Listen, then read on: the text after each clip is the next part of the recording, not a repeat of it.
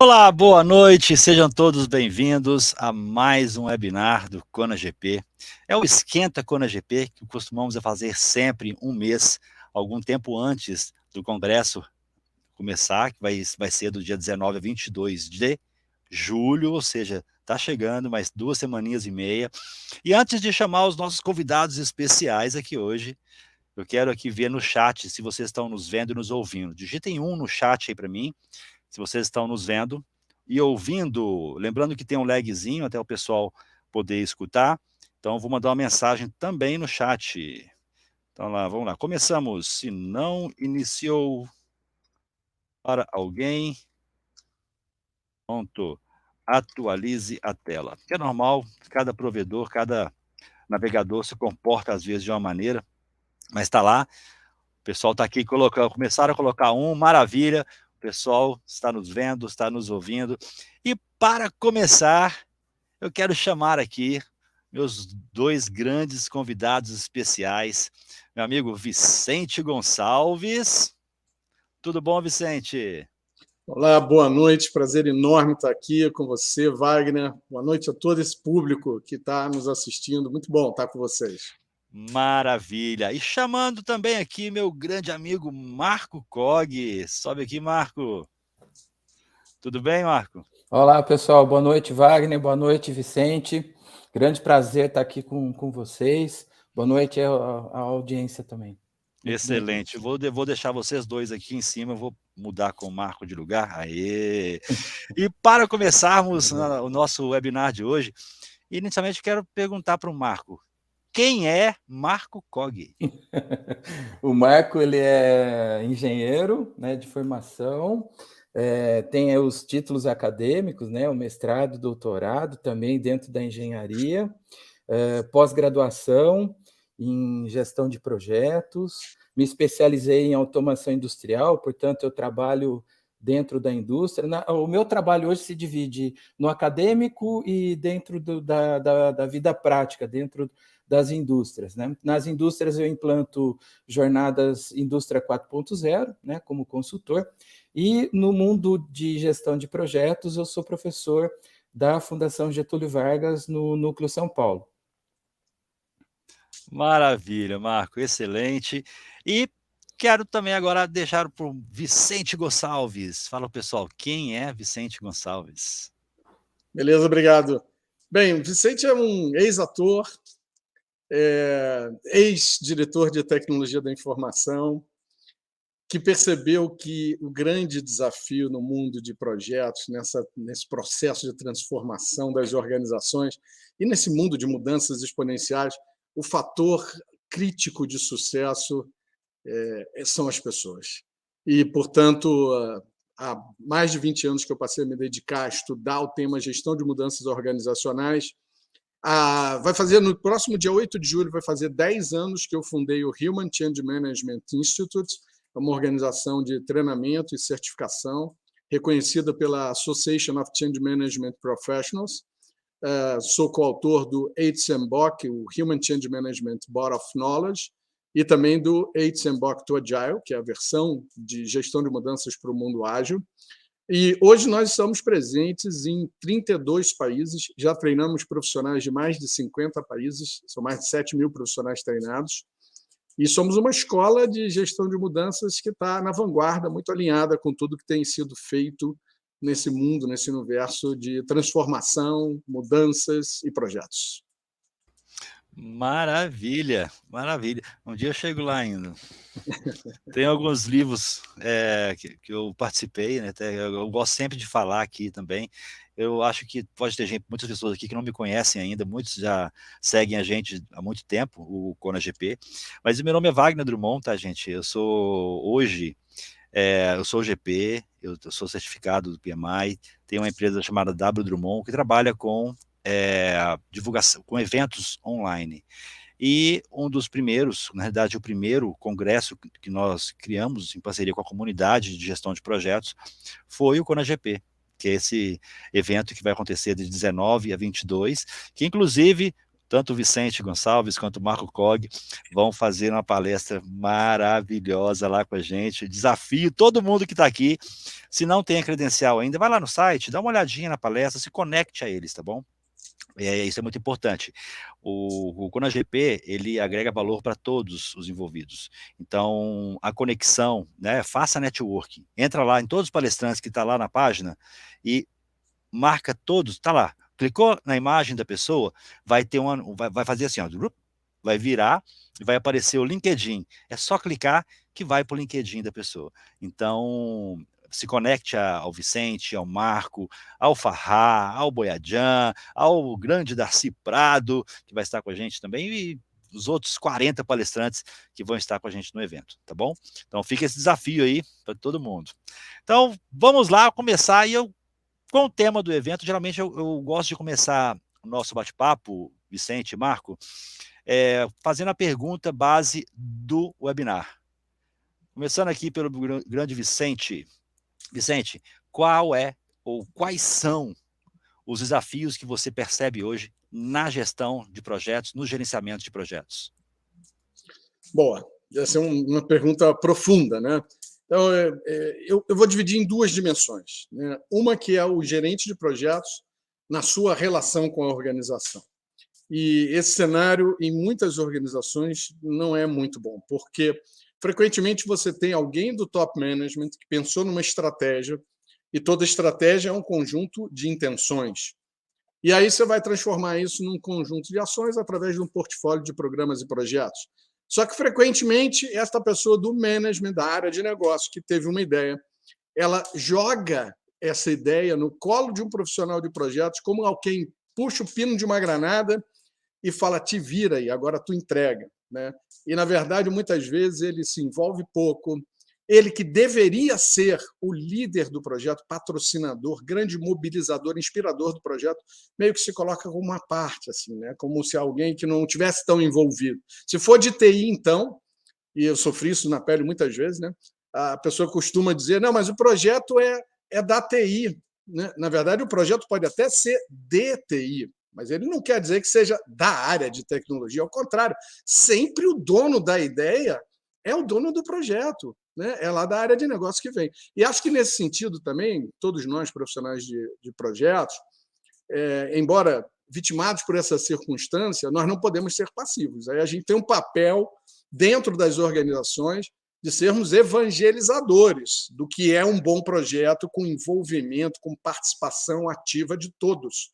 Aliás, esse é um dos 3 pilares fundamentais para os projetos de sucesso, que você, além de ter um padrão de desenvolvimento de programas e projetos, também ter patrocinadores ativos, engajados, que trabalhem, que inspirem, que façam gestão de conflitos no alto nível da organização, que motivem, que entusiasmem, que vendam a visão do que vem depois, né? Portanto, que estejam junto, né? Trabalhar junto com o profissional de projetos, ele não é o Harry Potter, ele não tem uma varinha mágica para resolver todos os problemas da organização.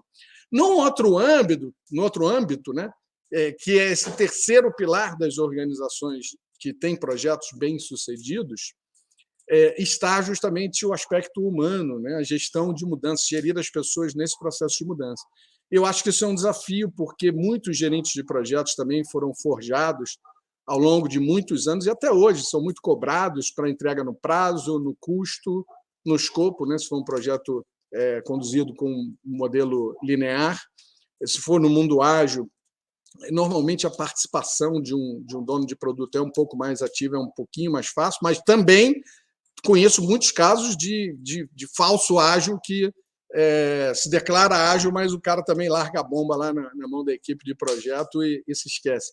Eu acho que aí um desafio, então, para esse profissional de projetos é desenvolver os chamados soft skills, né? Eu gosto de chamar de human skills, porque, afinal de contas, nós tocamos os projetos com as pessoas para entregar um produto e serviço que será utilizado por pessoas. E se nós não soubermos lidar com as pessoas, gerir mudanças, por exemplo, né, que não é fácil, é um desafio grande, porque você vai tocar em barreiras humanas para a mudança, como medo, insegurança psíquica, ego, disputas por status, poder, agendas pessoais. Se você não desenvolver esse outro lado, que não é tão técnico, e ao mesmo tempo não é tão fácil para muitos profissionais de projetos, é possível que no futuro você seja um profissional até obsoleto, né? Porque os grandes profissionais de projetos de transformação já atentaram para isso. Aliás, quando a gente olha a taxa de sucesso na transformação digital, vai ficar entre 25% e 30%, né? Que é muito pouco, na verdade, para o montante de investimento que se faz. E no seio disso está você imaginar que a missão do gerente de projeto é entregar um produto ou um serviço. E não é. É entregar objetivo estratégico, entregar mudança. Se no final do seu projeto nada tiver mudado na sua organização, era melhor não ter feito, porque você só gastou dinheiro. E para mudar, você tem que mudar junto com as pessoas, através das pessoas, e nunca apesar das pessoas. Seu produto pode ser maravilhoso, se as pessoas não utilizarem, seu projeto não funcionou bem. Então, eu vejo dois âmbitos assim, né? Um organizacional e um interno, que é a autogestão que o gerente de projetos tem que fazer da sua carreira, desenvolvendo um pouco mais esse lado dos human skills, especificamente gestão de mudanças organizacionais é um ponto que toca no fator humano nos projetos. Tudo é feito por pessoas, com pessoas, para pessoas, né? Às vezes entra no meio aí que é a automação, mas no final é feito por pessoas, né? Para pessoas, independente do fim, é o mesmo, e a gente tem que trabalhar isso, ter essa parte mais humanizada, que eu vejo que na área da gestão de projetos, dentro da indústria, da construção, já fiz projetos de várias magnitudes, né? E eu vejo que eles estão muito focados no resultado. Ok, tudo tem que ter resultado, porém, sem passar em cima das pessoas, sem humilhação, sem trazer danos morais.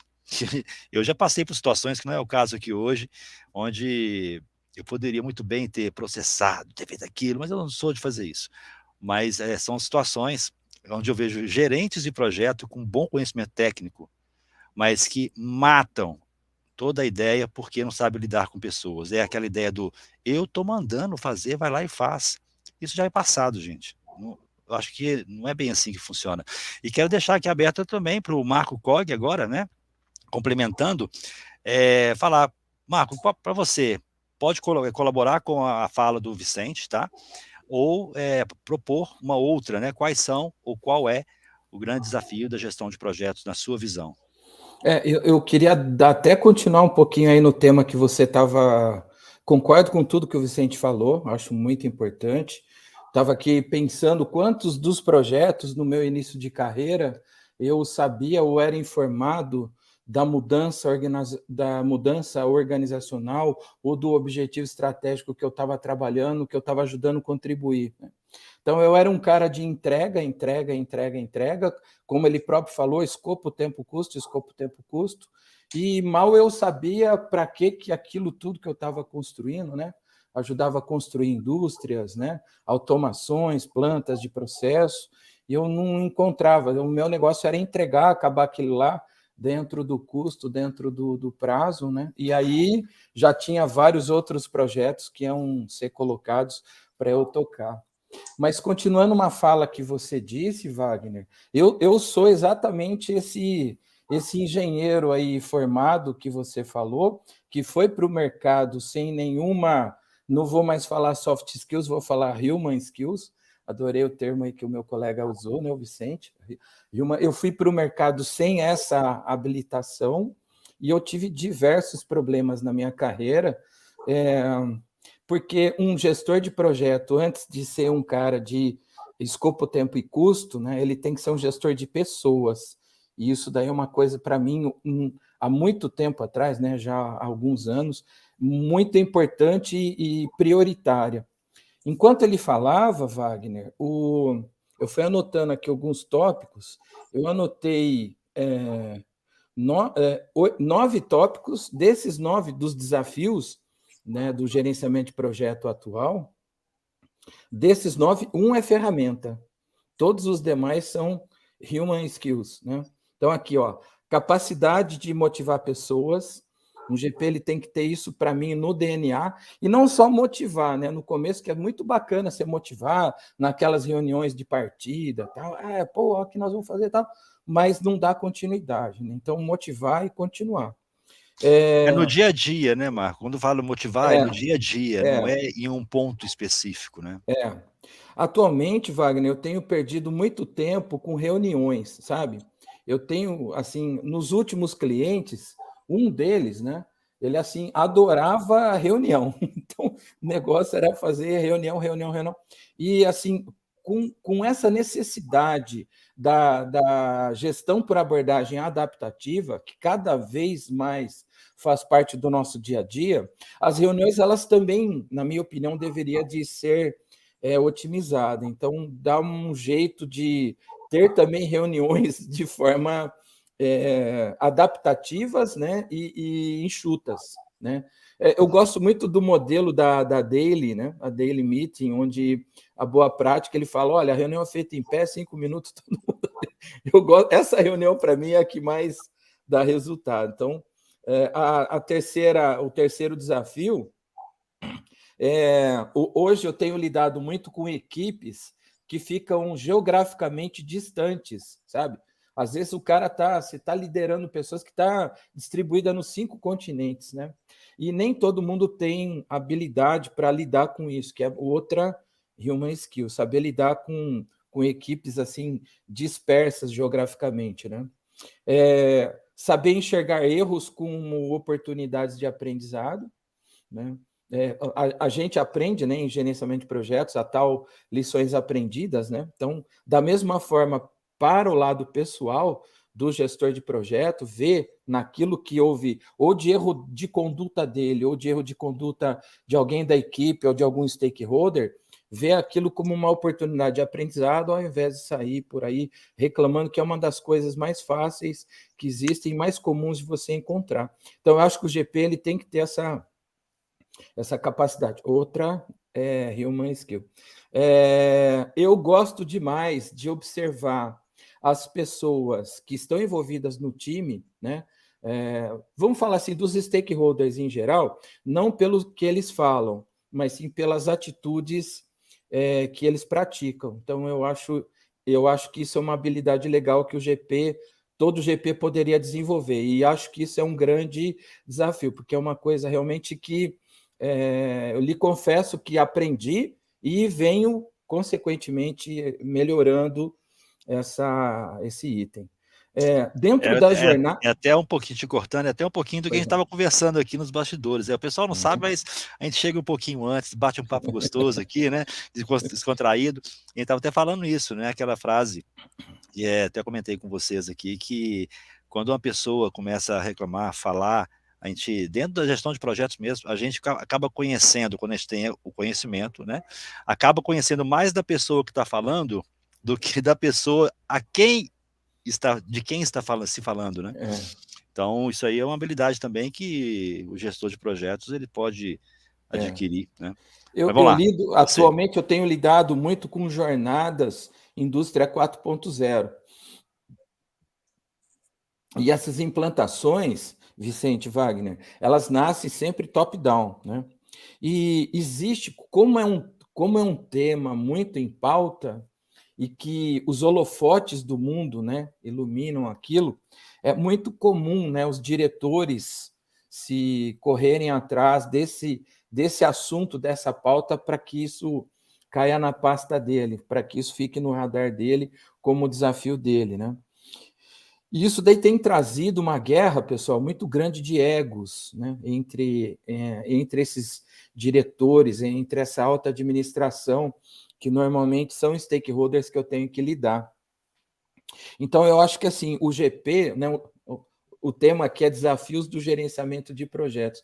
Eu acho que o GP, ele tem que, se não ter, ele tem que desenvolver essa capacidade de saber lidar com esses egos, né? Alguns assim mais inflados, outros numa outra posição, ele fica quieto, mas ele constrói uma série de coisas para derrubar do lado de cá, outros que preferem ficar na espreita, enfim. Mas é assim, uma configuração bastante diferente de diferentes caráteres, diferentes personalidades, que o GP ele precisa saber entender esse contexto, né?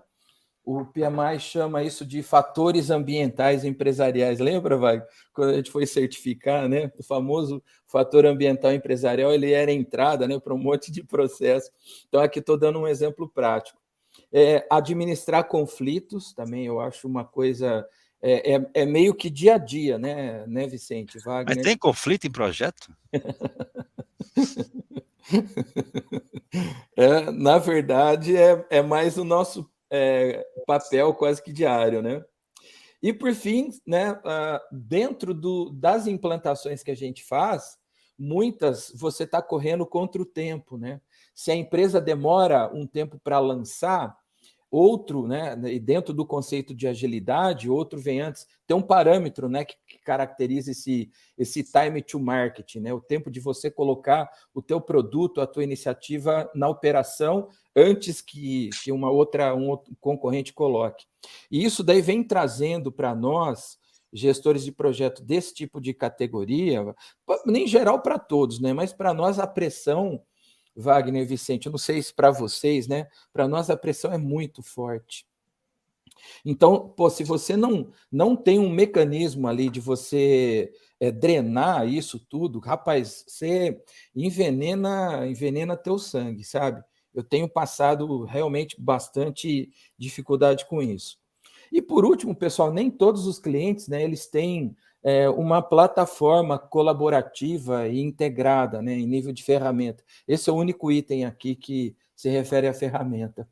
E então eu vejo às vezes muitas pessoas perdendo tempo de procurar onde é que está um arquivo, onde é que está tal coisa, qual foi a última mensagem que foi trocada. Pô, eu lembro que o Márcio falou tal coisa e onde é que está aquele negócio, né? Então, você ter uma ferramenta que te ajude, ao invés de você investir tempo procurando, né? E isso, o tempo para mim é um ativo, né? Que nós, talvez, para mim, pelo menos, é o mais importante hoje, né? Dentro da nossa vida, tempo, né? E não tanto o orçamento. É uma coisa que eu tenho visto muitas pessoas perdendo muito tempo procurando coisas que deveria de estar na ponta dos dedos, né? Coisa que uma plataforma colaborativa e integrada poderia muito poder ajudar. Então, assim, esse daí é elencado 9 pontos aqui que eu fiz, né? Sobre os desafios que nós, gestores de projeto, profissionais, deveríamos estar bem preparados para lidar, porque a tendência disso é ficar cada vez mais pujante no nosso dia a dia, né? Não sei se vocês concordam. Completamente. Quer contribuir com algo, Vicente? Eu quero dizer que eu estou chocado, Marco, porque eu pensei que choque de ego, que esse tipo de conflito e excesso de estresse só acontecia aqui na pequena cidade de Teresópolis, onde eu vivo, né? Agora estou me dando conta que, na verdade, isso é algo mais amplo, mais complexo. Mas eu acho muito interessante o que o Marco falou, porque ele falou assim, muitas vezes eu não sabia nem por que eu estava fazendo aquele projeto. E isso tem um nome, né? Na própria disciplina de gestão de mudança, Change Management, nós chamamos isso de propósito, né? Por que faremos algo? E essa é a camada inicial e essencial para criar uma conexão humana, emocional, com o projeto, seja para o profissional do projeto, a sua equipe de projeto, ou os stakeholders que serão tocados pela mudança conduzida pelo projeto. Uma segunda camada de comunicação, aliás, comunicação que é um outro desafio do profissional de projetos, é falar do que faremos. O que faremos é o objetivo, né? O why está no meio, do Simon Sinek já dizia, start with why, né? Comece com o porquê. Depois você pode falar o que faremos, depois você pode falar como faremos, seu plano de projeto, mas isso é fundamental, porque propósito, inclusive na ciência hedônica, né, a ciência da felicidade, é um dos 2 pilares essenciais para o êxito, tanto no âmbito individual, para a sua felicidade, como também para o sucesso das próprias organizações. Você entender por que alguma empreitada é importante. Outra coisa muito interessante que ele falou, nesses projetos que são transnacionais, é a compreensão da cultura organizacional, das diferenças, não só de cultura organizacional, mas da própria cultura regional. Então, eu, por exemplo, quando trabalhei na Índia, é um choque de cultura que é uma coisa assim, absurda, né? Você se sente, não parece outro país, parece outro planeta. Né? Mas não vou falar só da cultura regional, mas do próprio comportamento dos profissionais é muito diferente. Né? O que é agressivo para um, o que é hostil para um, não é para o outro. E muitas vezes o nosso próprio comportamento também é estranho ao outro. A gente precisa ter consciência disso e nesse sentido, por exemplo, a gente propõe que logo no início do projeto que você conheça a cultura, essas diferentes culturas que vão interagir e propõe um pacto de convivência. Isso é uma boa prática. Né? A outra coisa, por trás disso tudo, ele ainda colocou coisas como motivação, né? Motivação, gestão de conflitos, gestão de estresse, formação do espírito de equipe, processos participativos, estímulo à criatividade e inovação. Né? Toda inovação é filha da criatividade. Nem tudo que é criativo é inovador, mas tudo que é inovador nasceu da criatividade de algum ser humano. Porém, olha só que interessante, a criatividade precisa ser estimulada. Tem uma pesquisa feita pela Beth Jarman e George Land, está publicada num livro chamado Breakpoint and Beyond, Mastering the Future Today. Eles estudaram um grupo de 1.600 crianças até 5 anos de idade. Aplicaram assessments que são utilizados, inclusive, para a seleção de pessoal da NASA. Eu já vi essa entrevista, essa pesquisa. Bacana. Olha só que interessante. Eles concluíram que 98% dessas crianças podem ser consideradas altamente criativas. Eu não estou falando de criativas, mas sim de altamente criativas. E aí, essa mesma pesquisa aplicada em adultos, apenas 2% da população adulta pode ser considerada altamente criativa. Como eu suponho que ninguém nasceu com mais de 5 anos, há 98% de possibilidade de um dia você ter sido uma pessoa altamente criativa. Só que hoje você não pratica o mesmo nível de criatividade. E, portanto, é papel do gerente de projetos, existe um conjunto de boas práticas, fomentar essa criatividade, porque só através da criatividade você vai encontrar soluções disruptivas. É comum um projeto de TI, por exemplo, se tornar num upgrade tecnológico. No fundo, você está entregando a mesma coisa, o mesmo processo, não houve inovação nenhuma, você não está implementando nenhum diferencial competitivo ou nenhum ganho de produtividade, de fidelização de cliente, nada que contribua para a longevidade da sua organização, porque você está entregando o mesmo com a tecnologia nova. Isso é um erro, não mudou nada na sua organização. Então, esse é um papel do profissional de projeto, tirar o melhor das pessoas, e isso exige todo um estímulo. Né? Outra coisa que eu concordo plenamente quando o Marco diz, né, o líder é o que faz. Né? Inclusive, numa avaliação de cultura organizacional, uma das coisas que a gente avalia, e aqui tem um ponto interessante, um dos 2 elementos que mais influenciam a mudança de cultura é a atitude das lideranças, não é o que ele fala, é o que ele faz.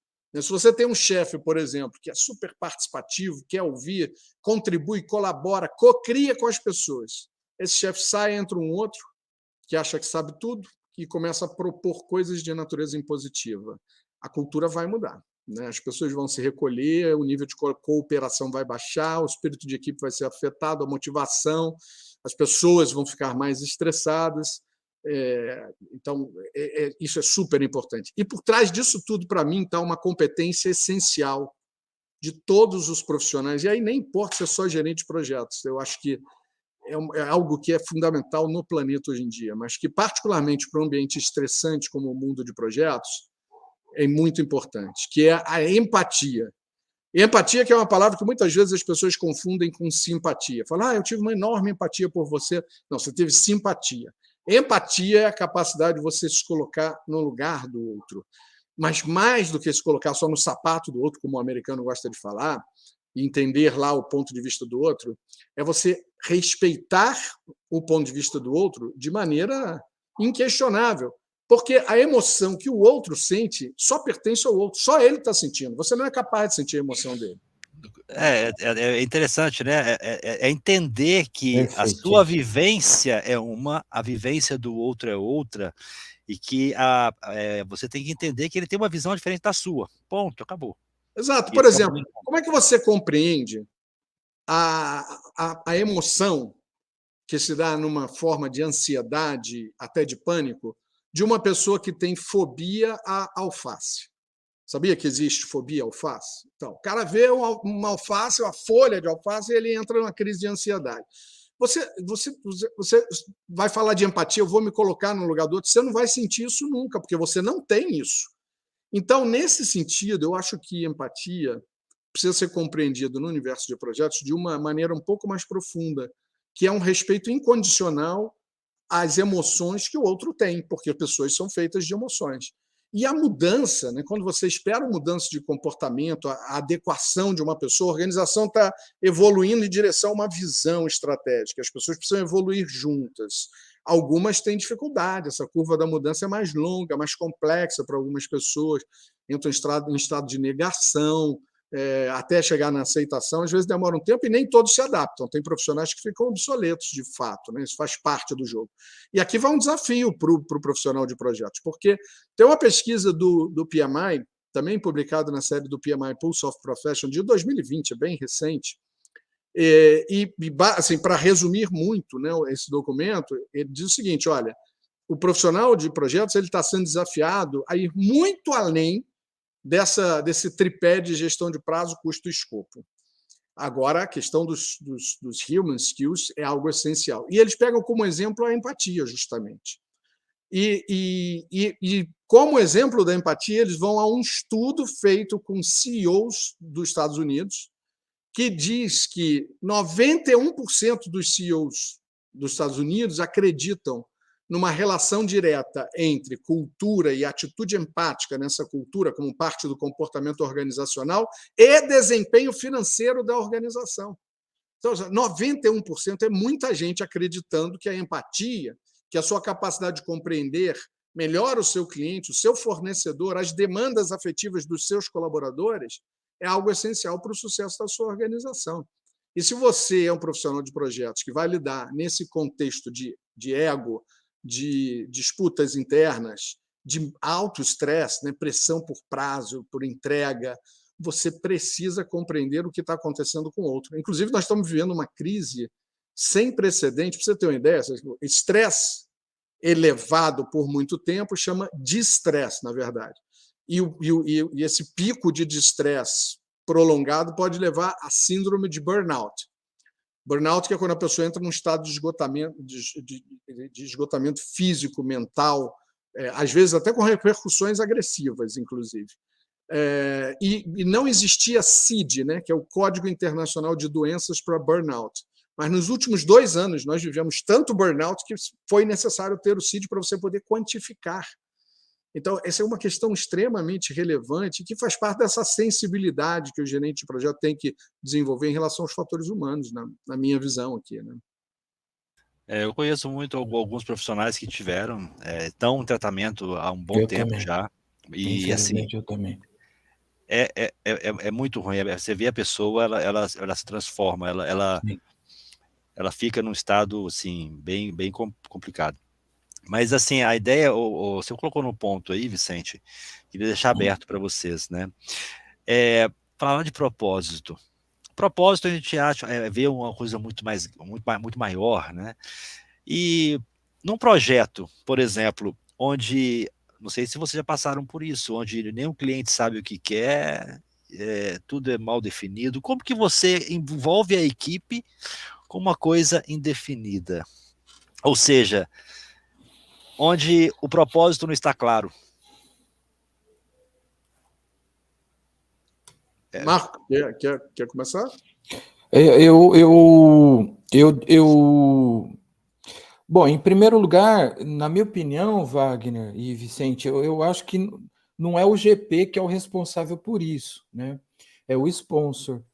Essa é a minha opinião, tá? Depois vocês colocam aí o que vocês acham. Mas assim, eu já tive projetos onde isso que você acabou de explicar aconteceu e justamente pela falta, na minha opinião, de comprometimento do sponsor, que deixou, né? Ele deixou isso passar, não esclareceu, não veio a público naquela famosa reunião de partida ou em várias outras oportunidades que ele teve e não se comunicou, né? Não deixou essa situação clara. Não precisa nem dizer o insucesso que isso tudo foi, né, Wagner? E eu acho que você com certeza trouxe essa provocação de alguma situação que você também tenha passado. Eu já passei e eu não quero passar de novo, não. Agora, na minha opinião, isso não seria um desafio do GP. Eu quero muito ouvir a opinião de vocês, tá? Mas sim do sponsor. E desse aprendizado que eu passei, não faz tanto tempo assim, dentro do meu checklist de partida, eu tenho muito procurado o sponsor, que se ele não tem isso, para ele deixar isso claro, não só para mim, mas para todo o time. O que vocês Legal. acham? É do sponsor Olha, ou não? não, eu tenho duas visões sobre isso aqui. Tá? A primeira é que, ainda que não seja natural que o gerente de projetos, ele não foi provavelmente a pessoa que teve a ideia, o insight de colocar aquilo dentro de um planejamento estratégico, pode até ter participado, mas provavelmente não foi ele, de fato, quem promoveu, quem trouxe essa intenção que está no planejamento estratégico. Ele está trabalhando no campo da ação, que é transformar a estratégia em resultado para a organização, em objetivos estratégicos concretizados, em mudanças nessa organização. Agora, na visão de Human Change Management, por exemplo, quando não existe um propósito, e eu vou te dizer que na imensa maioria dos casos não existe um propósito, o que existe é um objetivo só. Então, nós provocamos, porque tem uma técnica para isso, né? Nós provocamos a discussão, sabendo da relevância do propósito, inclusive como um elemento-chave de comunicação e engajamento dos stakeholders, explicar por que iremos mudar, por que estamos fazendo todo esse movimento. Se não é essa comunicação mais ampla, é muito difícil esperar o engajamento só no que faremos. Porque as pessoas vão pensar, mas a gente sempre fez assim, sempre funcionou, por que eu vou mudar agora? Então, é essa pergunta que você tem que fazer. E aí tem que perguntar, tem que provocar essa discussão. E, às vezes, de fato, a pessoa nunca pensou nisso e você vai ter que perguntar umas 5 vezes por quê. Com teus 5 porquês, talvez você consiga chegar lá. Depois tem outra etapa, que é a construção da sentença que define mais claramente o propósito. E eu vou compartilhar uma experiência aqui, das poucas que eu posso contar dos nossos clientes, que a maioria tem acordo de confidencialidade, porque eu trabalho mais nessa visão estratégica da mudança, né? Então trabalho muito com o management e top management. Tem uma que eu posso falar, porque, inclusive, o cliente fala conosco, fala em congressos sobre o nosso trabalho, sobre o que a gente fez. Então, fala para nós, o pessoal gosta de case, o pessoal gosta de caso real. Esse case, para mim, é super, tá? Que foi a construção da linha 4 do metrô do Rio de Janeiro para as Olimpíadas. E eu comecei nesse projeto em 2014. E quando eu comecei, minha interface eram 13 engenheiros, para você ter uma ideia. Então, você vai falar, o engenheiro não tem... Ele naturalmente desenvolve muito o lado esquerdo do cérebro, né, que é o lado da lógica, do pensamento cartesiano, racional. Mas ali eu encontrei um grupo que tinha consciência da necessidade de lidar com o fator humano para o sucesso da empreitada. E quando a gente começou essa reflexão, a gente sabia o que iria fazer. Mas a pergunta, né, maior para envolver todo aqueles milhares de funcionários do metrô e, enfim, os stakeholders como um todo, era por que de fato, você está fazendo esse projeto? Por que você gostaria de participar desse projeto? E eu pensei desde o início o seguinte, parece que tem muito a ver com as Olimpíadas, né? Mas quando a gente foi usando a técnica para construir o propósito, sabe o que saiu? A definição do propósito do projeto foi: temos orgulho de fazer parte de um projeto que trará a melhor qualidade de vida para o carioca. E, de fato, se você olhar para as Olimpíadas, qual foi o único legado que a Olimpíada deixou? Tinha uma piscina lá que ia virar piscina pública para, enfim, para pessoas, né, com menos oportunidade de lazer. Tinha lá uma arena que ia virar escola. Nada disso virou, gente. Agora, o metrô ficou. Então, esse orgulho de fazer parte foi uma coisa que foi surpreendente para mim, foi altamente mobilizador dos stakeholders, porque tocou na emoção das pessoas. Falar assim, eu não estou participando de um projeto qualquer, eu estou participando de uma mudança na qualidade de vida da população dessa cidade. Isso é algo muito mais profundo. E gera orgulho, tanto orgulho que, quando eu fui levar minha mãe para assistir os Jogos Paralímpicos, pegamos o metrô, e quando entramos no túnel, né, que liga ali São Conrado, aquele bairro onde tem a Rocinha, né, até a Barra, aquilo é feito em rocha sólida, né, debaixo ali da Pedra da Gávea, passa perto da Pedra Bonita, onde o pessoal pula de asa delta. Eu falei, mãe, olha, esse foi o projeto que eu participei, andei nesse túnel aqui, não tinha nem trilho, né? Então, nós conseguimos, de fato, criar conexão, e eu nem era funcionário do metrô, era só um consultor, né? Mas eu também senti o mesmo orgulho de fazer parte. Então, para mim, é fundamental ter propósito. Eu disse que ia falar duas coisas, né? A primeira é essa. Você, se não tem propósito definido, eu acho que o gerente de projeto tem que provocar essa discussão e provocar lá o sponsor, outros stakeholders que são também copatrocinadores, que podem ter essa compreensão maior de por que o projeto é importante. E a segunda é o seguinte, se o projeto seguir em frente e não tiver um propósito, atualiza o seu LinkedIn, porque provavelmente você vai precisar. Vai dar errado, não há chance de dar certo. Alguma coisa que você nem sabe por que está fazendo, né? E isso é tão relevante que vai ser muito difícil engajar os stakeholders e, portanto, você vai chegar no final do projeto com uma enorme frustração de todos, do patrocinador até o chão de fábrica, o back-office. Aí eu acho que você atualiza seu currículo e se prepara para outra, porque provavelmente você não está trabalhando numa empresa que vai ter muito futuro se ela não tem o próprio propósito. Boa fala e gratidão por compartilhar. Marco, quer... Não, fantástico. Só se o Vicente me permite, né? A hora que ele estava falando do orgulho de participar do projeto, ele não estava falando para qualquer pessoa, ele estava falando para a mãe dele, cara. Isso é muito bonito, né? Ele estava com a mãezinha dele ali falando disso. Sim. Eu não sei se vocês perceberam, mas até teve emoção na fala do Vicente, né? Quando ele estava falando. Então, assim, a gente sente, sabe, né? Sentir aqui, ó. A gente está longe, aqui ele está em Teresópolis, eu estou aqui em São Paulo, mas ele estava falando uma coisa orgulho, importante, e ele estava com a mãe dele passando lá. Isso é muito bacana. Isso é uma coisa muito importante.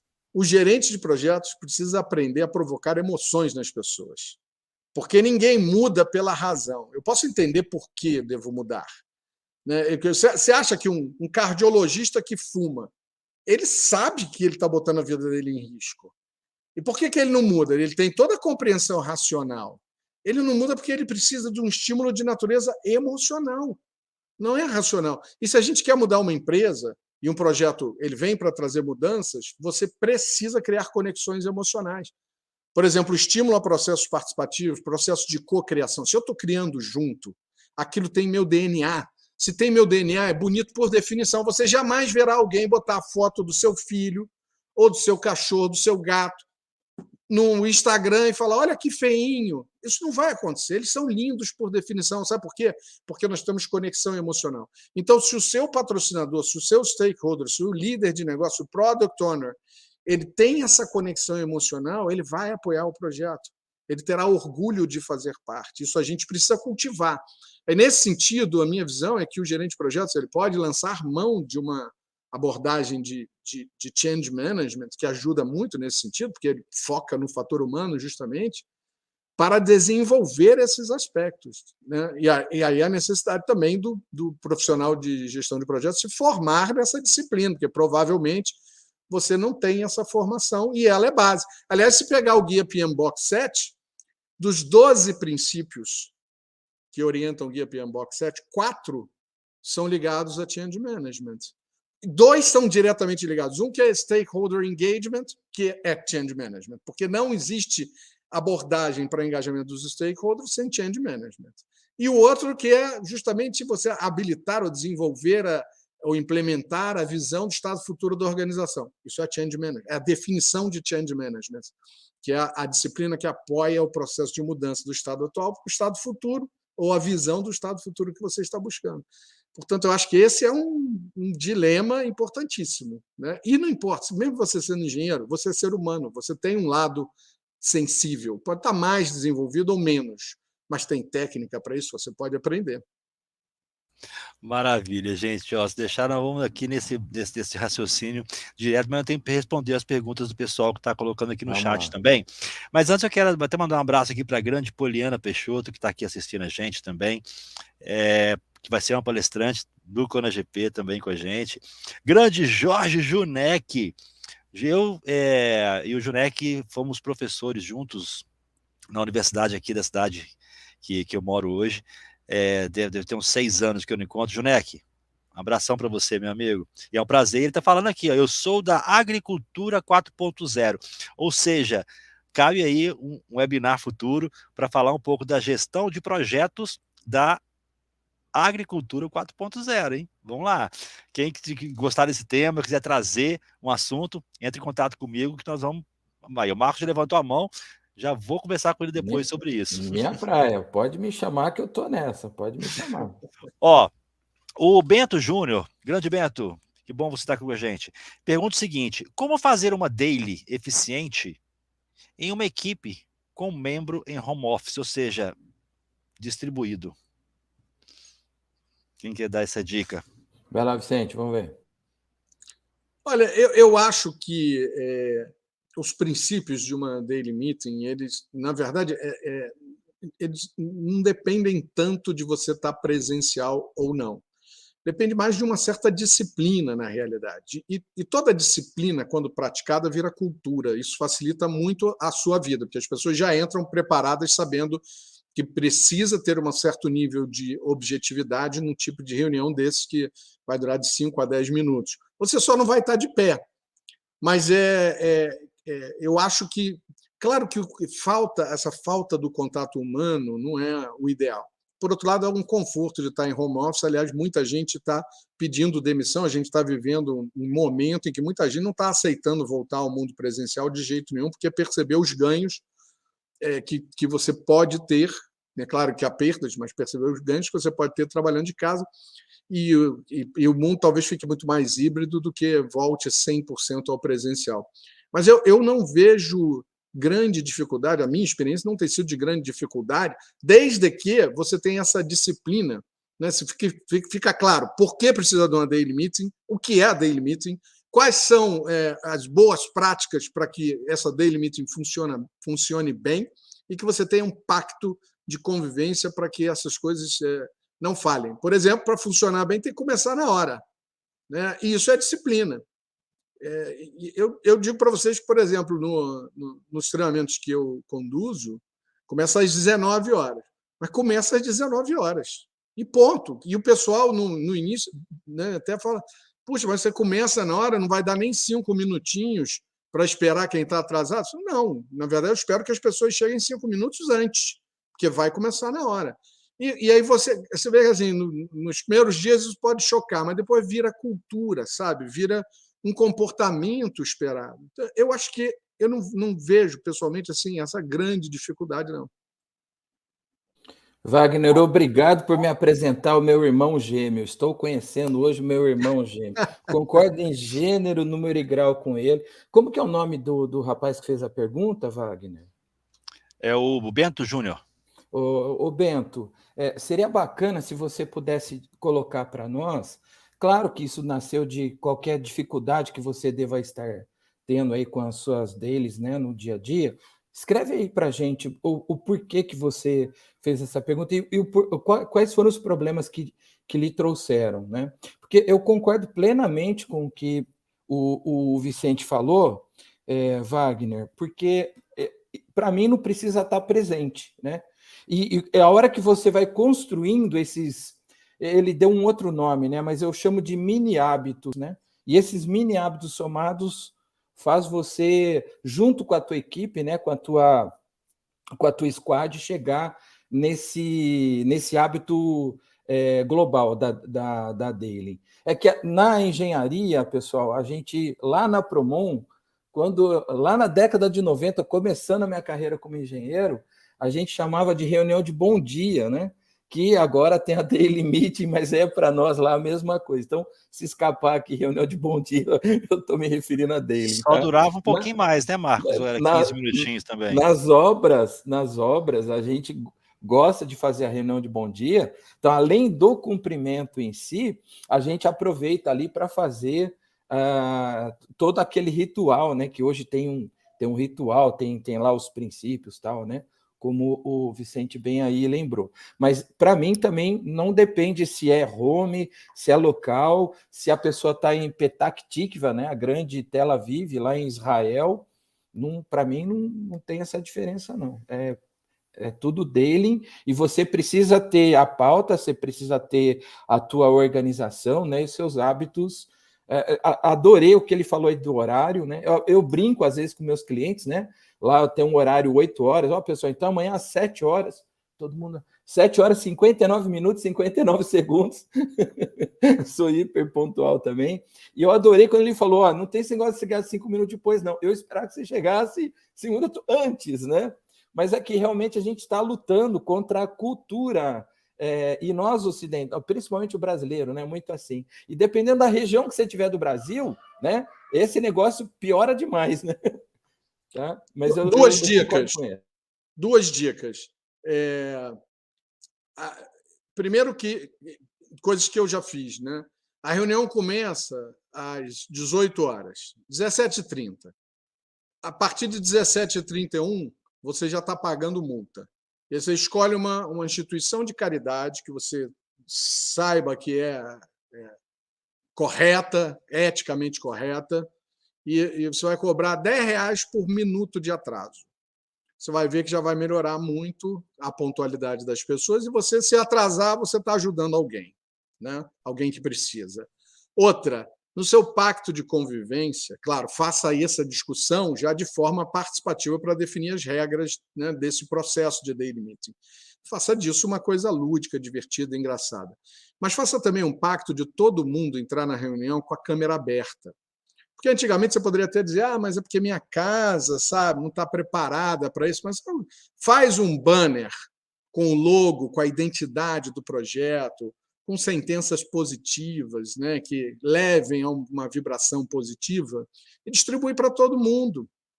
Aí não tem desculpa do cara, não está mostrando tua casa, está mostrando sua câmera, e você está trabalhando, você tem que estar minimamente preparado para isso. Então, porque a gente quer evitar que as pessoas entrem numa reunião, qualquer que seja ela, num estado que na psicologia organizacional se chama presenteísmo. Ou seja, eu mando o meu corpo para o trabalho, mas a minha alma está longe. Não, você tem que estar lá, de fato. São 10 minutos dedicados a um alinhamento, a um processo de mobilização, de melhoria, e que você precisa participar. Né? E quando falta alma, né, do latim anima, aquilo que anima, que dá vida, se você não estiver ali com a sua alma presente, não vai funcionar. Então, uma das primeiras coisas que você faz é combinar esse pacto de convivência para que funcione bem. Isso fica uma dica aí, talvez seja legal para você. Concordo de novo, e quer me ver bravo, pessoal entrando em reunião remota com câmera desligada. Aliás, essa é uma das regras que eu coloco no checklist também. Não acho correto você ter os membros... E concordo com o que ele falou também, então não... o local, nem todo mundo tem um local pronto para isso, né, Wagner? A gente tem tantas ferramentas para resolver isso hoje, né? E se não tem esse banner que ele falou, que eu adorei também, você desfoca, você sabe, tem diversas formas de você resolver isso. Tá? Eu vou fazer uma outra pergunta aqui, nós estamos finalizando, mas um comentário, né? Nessa pandemia, desde 2018, na realidade, toda semana eu tenho reunião com pelo menos uma empresa de tecnologia que trabalha com softwares, ou é o Vimeo, ou é o pessoal da StreamYard, ou é o pessoal... Várias ferramentas que a gente trabalha, a gente faz sempre um alinhamento. Cara, o que tem de empresa que, para me vender a solução dela, já entra com a webcam desligada e eu só... Estou falando de reunião, mas aqui são casos assim, coisa boba. Mas eu já olho com outros olhos. A pessoa não abre a câmera para poder falar, você já fica desconfiado, né? Pô, quem que é esse cara? É que é uma relação para poder fazer negócio. E o cara não liga a câmera, pô. Tá só eu aqui. E fica eu não desligo a webcam, fica eu aqui com a webcam e conversando com a bolinha. Aquela bolinha que fica piscando. Então, assim, é complicado, mas... Só quis dar um caso aqui comigo. Vamos lá para a pergunta, Marcos, e fazer a última, tá, gente? Infelizmente não vou conseguir responder todas, mas teremos mais lives aí. Agora que estava ficando bom. Não é? Aquino, desculpa, me perdoa, Oquino, ele perguntou se vai ficar gravada essa a palestra. Gente, é o seguinte, os webinars do CONAGP, eles são gratuitos, tá? Porém, a gravação e o certificado de participação é um benefício para os participantes do congresso, tá? Então, por exemplo, semana que vem teremos mais uma live maravilhosa com a Heloísa Magrin e com a Maria Angélica Castellani, que vão falar sobre OKR em gestão de projetos. Vai ser bem bacana, no dia 7, já põe na agenda aí. Se você já fez a inscrição para hoje, sinal que você está aqui hoje, não precisa se inscrever de novo. Nós mandaremos um lembrete para você no dia, tá bom? Já tem uma agenda aí. Nessa página que você está vendo agora, na parte de baixo, já tem uma agenda, não sei se embaixo ou do lado, cada dispositivo é de uma forma. Tem uma agenda das próximas lives, tá bom? Isso mesmo, Ania, dia 7, às 20 horas. Então, assim, vai ficar gravado, Oquino, mas na área de membros dos participantes. Amanhã, se vocês quiserem rever, quem for participante do CONAGP, quem quiser rever, vai estar lá a gravação na área, tá bom? Tem mais uma pergunta? Wagner, eu tenho uma perguntinha. Pode. O CONAGP, eu sei que você já escreveu, mas eu corri os olhos lá, eu não tenho certeza. Esse ano você também vai dar aquela possibilidade de os palestrantes convidarem, o ano passado acho que foi 5, né, que você permitiu, que a gente trouxesse, que tinha inscrição, você vai permitir esse ano também? Com certeza, até mandei para vocês lá, vocês têm... Então, esse que perguntou agora é o Caio Oquino. Lembra que você pediu para eu divulgar na minha rede? Maravilha! O Caio é do meu time lá, adoro esse rapaz aí. Caio, então você faz o seguinte, você me procura no privativo amanhã, tá? Que o Wagner acabou de falar aí, tá ao vivo aí gravado. Você vai ganhar uma inscrição através de mim, porque eu vou ser palestrante do Quinto CONAGP, e eu vou ceder para você um convite para você fazer parte do CONAGP, tá? Maravilha, Marcos, você acabou de me dar esse direito aí, Você acabou de dar o tiro no pé dos palestrantes, os 40 palestrantes que estão no negócio. Vai ter gente ligando para Vicente Gonçalves, para Darcy Prado, para Renata Nigri. Eu soube que vocês têm credencial aí. Vai ficar louco, bem colocado, bem bacana. A minha já vai passar para o Caio. A sua, uma delas já é do Caio. Maravilha. Vamos só mais uma perguntinha aqui para a gente finalizar, tá? Júnior Santana, meu amigo, abraço para você também, cara. Vamos lá, a próxima pergunta. Quem que é? Cadê? Só um minutinho, gente. Comentários eu vou passar, tá? Eu sei que tem muitos comentários, mas... Aqui, o Paulo Sérgio Vieira. Uma análise de risco bem montada poderia evitar ou minimizar surpresas que causam esse estresse? Quando você falou um pouquinho do estresse, Vicente. Eu acho que sim, desde que a análise de risco seja ampla o suficiente para considerar todos os riscos de natureza, não só tecnológica, mercadológica, riscos inerentes à cultura organizacional, mas também ao fator humano. Porque, eventualmente, você já está trazendo para o seu projeto uma pessoa que já está sobrecarregada, as empresas estão muito enxutas, ela já vem com uma sobrecarga, por exemplo, da sua área de negócio, da sua rotina, e ela adiciona a tudo isso, por exemplo, o fator projeto. E é sempre uma luta para você conseguir aquele profissional exclusivamente no seu projeto, dedicado ao projeto. Quer dizer, se você ampliar essa visão de gestão de risco, né? Por exemplo, considerar o risco de conduzir um projeto sem ter propósito, sem que ele seja compreendido na organização.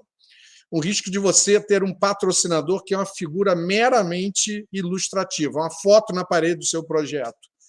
Eu estou olhando o risco nessa dimensão humana também. O risco de você trabalhar num ambiente que tem cicatrizes organizacionais, ou seja, tem um legado de fracassos que não foram compreendidos como aprendizado. Porque, na verdade, não existe fracasso, né? Ou você ganha ou você aprende. Fracasso é só uma oportunidade de... Né, no HCMBOK, um dos livros que eu escrevi, tem uma frase que nós criamos quando a gente conta um caso de fracasso, que a gente diz: o fracasso é o grande mestre dos sábios, né? Porque não tem nada que te ensine mais do que falhar alguma coisa. O problema é que muitos não aproveitam isso, né? Pois é. Então, eu acho que uma visão de risco, e como eu sou um cara de change management, eu acho que a gestão de mudanças 3.0 ela tem como premissa estar integrada na gestão de projetos e não ser uma disciplina à parte. Aliás, é uma competência que todo gerente de projetos deveria ter. E nessa visão, o teu risco tem que ser olhado com uma amplitude suficiente para tocar na questão humana também. Maravilha. Marco, quer contribuir? Quero sim. Ó, se esse Paulo Sérgio Vieira que está falando aí for o mesmo Paulo Sérgio Vieira que eu conheço, né? Está aqui no meu time, que também é do mesmo time do Caio Aquino aí. Paulinho, se for você, me procura no privativo, que a segunda credencial é sua. Agora é o seguinte, ó, eu acho que eu concordo com o Vicente, mas eu acho também, Wagner, que assim, o Paulo ele é engenheiro civil, e ele, se for, né, o que eu estou pensando, o Paulo, sendo um engenheiro civil, vou imaginar que ele trabalha numa construtora, pessoal, que há 50 anos faz prédio, né? Então, assim, eu tô tentando me colocar no lugar dele pelo fato do porquê que ele fez essa pergunta. Então, assim, Paulo, eu acho assim, se você tem os processos preditivos e você conhece muito bem o que você está fazendo, eu acho que a sua pergunta está adequada. Um bom planejamento de risco, por você ter todo um histórico, lições aprendidas, informações históricas, e você conseguir fazer um bom planejamento de risco detalhado, e você tem muito material para isso, eu acho que sim, que dá para chegar nesse ponto que você sugeriu. Mas, por exemplo, Paulo, na minha área de aplicação hoje, com tecnologias disruptivas, com projetos que nós começamos no primeiro mês, a gente não sabe o escopo do mês que vem, sabe? Então, é o oposto dessa situação muito conhecida que nós chamamos de gestão por abordagem preditiva. As estimativas são muito claras, os conhecimentos são muito claros, né? Então, as relações de causa e efeito, elas se tornam mais conhecidas, e eu acredito muito que o nível dessa pressão e desse estresse possa cair, ainda mais com o que você perguntou desse plano detalhado de risco. Na minha área de aplicação hoje, com o projeto Jornada 4.0, eu não tenho como construir isso, sabe, Paulo? Por quê? Porque tem um monte de coisa que eu vou tateando, sabe? As relações de causa e efeito, eu tenho que tatear para saber o que eu estou pondo a mão, porque eu não conheço. E aí, isso daí vai trazer para o ambiente muitas incertezas, que com certeza, eu sei que você tem incertezas na tua área de aplicação também, mas assim, multiplica, sabe, geometricamente para chegar nesse ponto que eu estou falando. Então, eu acredito que sim, né, como o Vicente contribuiu, e também, dependendo da área de aplicação, em situações onde a incerteza é uma coisa comum no nosso dia a dia, eu acredito que não tem como você fazer o que você perguntou. E, portanto, você tem que resolver por outras situações e que não seja tanto ferramenta. Essa é a minha opinião. Eu concordo que por ferramenta não, mas, Marco, a minha experiência com esse mundo da imprevisibilidade, né, da adaptabilidade, o mundo ágil, é que só pelo fato de você viver num contexto de imprevisibilidade, a resposta humana, por exemplo, ao estresse e a frustração de você ter elaborado uma hipótese que você fica um mês desenvolvendo e ela não se confirma, ela por si só já é um risco. Quer dizer, a análise dinâmica de risco, você não consegue ter a visão do risco do projeto, mas você consegue trabalhar uma visão do risco daquela release, daquele sprint, né? Se for de um mês, enfim, ou 2 meses, seja, ou até de 15 dias, né? Você tem que analisar muito pontualmente. A dinâmica é outra. mas eu acho que esquece ferramenta, porque nesse mundo, né, de entregas tão curtas, tão dinâmicas, você vai usar pouca ferramenta. Mas ainda assim eu acho que cabe. E um dos fenômenos que a gente observa, à luz da gestão de mudança, do fator humano, que estressa muito os stakeholders que estão fora do projeto, é quando você cria um fenômeno chamado saturação ou fadiga da mudança. Você está fazendo muita mudança no mesmo grupo de stakeholder. A primeira release, você, pancada em cima de um primeiro grupo. É disruptivo. Porque o cara não tem nem referência daquilo ali, né? Ele vai ter que se adaptar também, da mesma maneira que o projeto está criando algo que ele não tem escopo definido, ele tem uma visão, mas ele está desenvolvendo soluções novas. Aí tem uma equipe de manutenção que vai ter que se adequar, tem uma equipe de logística que vai ter que se adequar, tem a equipe de marketing que vai ter que se adequar. Aí você vê a segunda release e outro pancadão. No mesmo grupo de stakeholders, você vai saturando aqueles caras, e aí a gestão de mudanças, por exemplo, neste contexto, à luz da discussão de prioridade de uma release futura, ela vai trazer uma visão de risco humano que não é só a relação de prioridade que você tem para desenvolver um produto ou serviço, mas sim também de como organizar esse conjunto de entregas incrementais para evitar essa fadiga das pessoas com muitas mudanças concomitantes. Então, agora, isso é de uma dinâmica completamente diferente do mundo preditivo, mas ainda assim a gente leva para as discussões de prioridades esse viés. Olha aqui, tem essa questão que a gente está percebendo, né, um excesso de estresse nos stakeholders por mudanças contínuas, simultâneas, no mesmo grupo, especialmente. Tá? Talvez seja uma outra maneira de fazer, mas eu levaria esse aspecto ainda assim. E a própria imprevisibilidade, né? O ser humano tem uma dependência, uma demanda por previsibilidade, que até do ponto de vista antropológico a gente pode compreender, né? Porque a imprevisibilidade há milhares de anos, né? Em centenas de milhares de anos das nossas vidas, ela foi um motivo de ameaça. Né? Você saía para caçar, o homem era caçador e coletor, se você não matasse o mamute, o clã inteiro podia desaparecer de uma semana para outra. E, portanto, a gente tem uma demanda por previsibilidade. Aí, no mundo da imprevisibilidade, que é esse mundo adaptativo ágil, da criação de coisas completamente novas, sem escopo, isso por si só já é estressante. Nossa, muito. Gente, maravilha. Se deixar aqui, nós vamos até amanhã, né? E tem mais perguntas ali, mas, gente, é o seguinte, fiquem semana que vem, às 20 horas, dia 7, tá bom? Hoje foi sexta-feira, porque nós adequamos as nossas agendas, porque, assim, às vezes, quando eu tenho a ideia de um tema, que eu chamo o palestrante, nossa, esse cara tem que estar lá, eu tento viabilizar a data primeiro, né? Eu não mantenho sempre nas quintas-feiras. Então, assim, hoje foi sexta, semana que vem vai ser quinta-feira, dia 7, tá bom? Não precisa fazer cadastro, vocês vão ver nas redes sociais a divulgação do OKR, com a Heloísa Magrin e a Maria Angélica Castelhano, duas profissionais maravilhosas, fantásticas de OKR, tá? Mas não precisa se cadastrar, você pode compartilhar. Né? Essa daí quem vai estar na audiência sou eu, viu, Wagner? Aí, vamos embora, vai contribuir com a gente. Então, assim, você faz a inscrição, mas você pode compartilhar nas suas redes sociais, tá bom? Ok? Então, quero deixar esse finalzinho aqui, Vicente, para você fazer a consideração final, despedir do pessoal e falar das suas redes sociais, algo que você queira compartilhar com o pessoal. Legal. Bom, obrigado a todos pela audiência, obrigado pelo convite.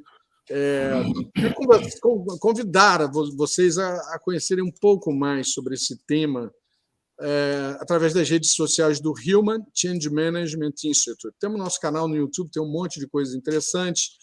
A própria company page do HUCMI, do HUCMI, no LinkedIn é um ponto de encontro, porque ali a gente tem tudo que a gente faz em espanhol, inglês e português. Então, ali você vai conseguir nos achar. E, bom, só tenho a agradecer, espero revê-los em oportunidades futuras ou em um dos nossos treinamentos. Nosso site é hucmi.com. Um abraço, fiquem com Deus. Fala de novo aí, hucmi.com, de Human Change Management Institute. Beleza, eu vou colocar junto com o site, tá aqui, gente, não vai ser clicável, copia e cola, porque eu não botei se é HTTP ou HTTPS, tá? HUCMI, certo? Isso. E lá no nosso site, se você quiser baixar os primeiros capítulos dos nossos livros de graça, que legal. Também estão convidados. Maravilha. Já valeu, essa daí já valeu a noite, hein? Hein, Wagner? Esse presente aí já valeu a noite, hein? Você viu? Daí eu vou baixar esse livro aí. Você viu? Marco, você, meu amigo. Meu querido, em primeiro lugar, quero muito te agradecer por ter me dado a oportunidade de conhecer essa celebridade aí no ambiente de gerenciamento de projetos, o Vicente, que eu conheci ele por nome, mas não tinha tido o prazer de discorrer sobre o assunto com ele. Vicente, muito prazer mesmo, foi muito importante. Acho que você ensinou muita coisa, entregou. Agora esse presente, finalmente, vou desligar aqui e já vou entrar no site, vou querer para mim também. Wagner, as credenciais são 5, né? Que cada palestrante tem. Então, ó, a primeira é do Caio Oquino, já ganhou, o Paulo Sérgio Vieira, e eu tô com mais 3. Se tiver mais alguém do nosso grupo aí, pessoal, né? Ex-aluno da FGV lá, por favor, me procura no privativo lá, eu tenho mais 3 aí para entregar. Então, Wagner, eu queria muito dizer a você que eu quero demais ser sempre esse parceirão seu, tudo que você precisar daquilo que eu possa fazer para te ajudar, carregar piano, o que você precisar, seja no Congresso Nacional de Gerenciamento de Projetos, o CONAGP, seja qualquer iniciativa que você vá fazer, conta sempre com esse irmão aqui. Eu queria muito poder gerar esse valor com você, porque trabalhar com você, né, é muito desse que a gente falou aqui hoje, né? Presto muita atenção nas atitudes que você toma, e isso para mim foi um elemento realmente de afinidade que vem se desenvolvendo aí ao longo dos anos, né? Eu tenho a honra de participar desde o primeiro CONAGP, e você me ligando para me convidar desde aquela primeira vez, eu me lembro como se fosse hoje. Isso foi um fato marcante na vida para mim. Então, vou lançar um desafio aqui e promoção ao mesmo tempo. Quem entrar no site, baixar um dos nossos livros, né, são os primeiros capítulos dos livros que estão abertos, eu vou pegar das minhas credenciais 3 e vou sortear para quem baixar de hoje até segunda-feira. Ó, que legal. Gente do céu, o pessoal tá animado, hein? Já corre lá, hein? Que ideia bacana, rapaz. Aí, ó, a Milena tá assim, dá um para mim. Milena vai lá agora. Agora não, espera eu dar tchau. Acabou aqui, você vai lá no site, abaixa o e-book e quem sabe você vai ganhar uma já, hein? Bacana. É isso? Então é isso, Wagner. Conte comigo sempre, né? E estamos aí. O meu nome, você digitar o meu nome lá no LinkedIn, né? Do jeito que está escrito aí na tela, Marco Cog, você já cai lá no meu perfil, pede lá o contato. Terei o grande prazer de conectar com todos que me procurarem por lá. Detalhe que no LinkedIn meu primeiro nome é João, tá? João Vicente Gonçalves. Eu perdi o João com o tempo porque João só se fala em português, né? Os caras falam João no mundo aí afora, e eu perdi o João. Só desafio pessoal, igual eu fiz no início, gente, ó. Acabou aqui, vai lá no site do Wagner, não fez sentido para mim comprar credencial, ok, não tem problema. Participa das lives, já é muito conteúdo, tá? E o seguinte, vai lá, se conecte aos palestrantes, se conecte. Conexão é tudo, gente. Conexão é tudo. E pode mandar mensagem para esse pessoal que todo mundo responde, viu? Eu mesmo, ano passado, eu tinha aquela ideia de, vou conversar. Então, vieram 2 palestrantes que falaram assim, vou mandar. Mandei mensagem pelo WhatsApp, pelo LinkedIn. Me responderam 2 horas depois.